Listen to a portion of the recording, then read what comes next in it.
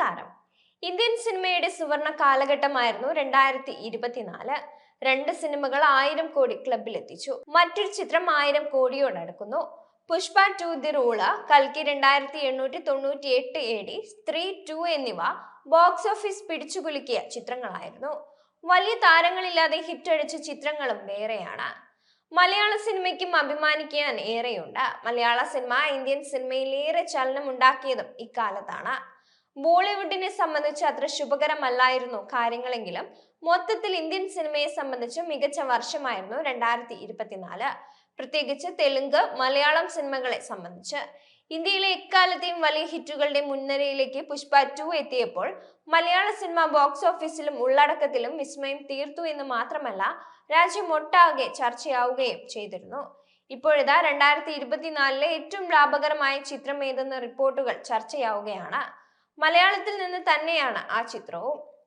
ബജറ്റിന്റെ 45 മടങ്ങ് കളക്ഷൻ നിർമ്മാതാവിന് നേടിക്കൊടുത്ത ചിത്രമാണ് അത്.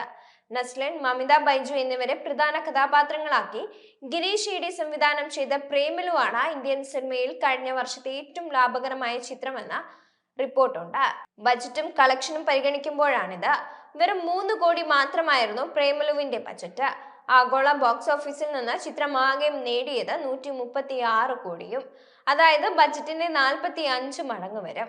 കഴിഞ്ഞ വർഷം എന്ന് മാത്രമല്ല, ഇന്ത്യൻ സിനിമയുടെ ചരിത്രത്തിലെ തന്നെ ഏറ്റവും ലാഭകരമായ ചിത്രങ്ങളിൽ ഒന്നാണ് പ്രേമലു. കളക്ഷനിൽ പ്രേമലുവിന്റെ പല മടങ്ങ് നേടിയ ചിത്രങ്ങൾ കഴിഞ്ഞ വർഷം ഉണ്ടായെങ്കിലും അവയുടെ ബജറ്റും കൂടുതലായിരുന്നു. ഉദാഹരണത്തിന് 1800 കോടി നേടിയ പുഷ്പയുടെ ബജറ്റ് 350 കോടി രൂപയായിരുന്നു.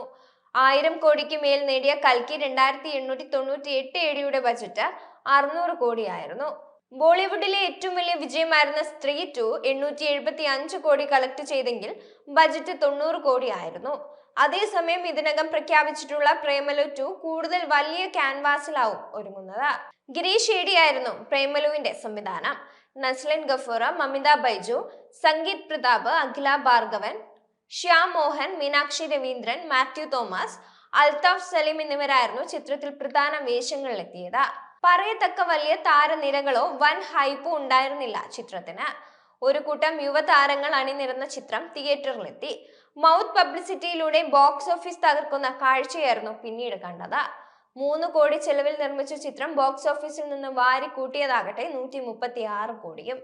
ചിലവിട്ടതിന്റെ 45 പതിന്മടങ്ങാണ് ചിത്രം ലാഭം കൊയ്തത്. ഈ വർഷം ഫെബ്രുവരിയിൽ പുറത്തിറങ്ങിയ പ്രേമലുവിന്റെ തെലുങ്ക് പതിപ്പ് മികച്ച ബോക്സ് ഓഫീസ് നേട്ടം ഉണ്ടാക്കിയിരുന്നു. തെലുങ്ക് പതിപ്പിന്റെ കളക്ഷനിൽ പ്രേമലുവിനെ മറികടക്കാൻ മാർക്കോയ്ക്ക് സാധിക്കുമോ എന്നതാണ് കൗതുകകരമായ ഒരു ചോദ്യം. അതേസമയം മാർക്കോ തമിഴ് പതിപ്പിന്റെ റിലീസ് ജനുവരി 3-നായിരുന്നു. ഉണ്ണി മുകുന്ദൻ ടൈറ്റിൽ കഥാപാത്രത്തെ അവതരിപ്പിച്ചിരുന്ന ചിത്രത്തിന്റെ സംവിധാനം Hanif അദേനിയാണ്. Cubes entertainments, Unni Mukundan films എന്നീ ബാനറുകളിൽ ഷെരീഫ് മുഹമ്മദാണ് ചിത്രം നിർമ്മിച്ചിരിക്കുന്നത്.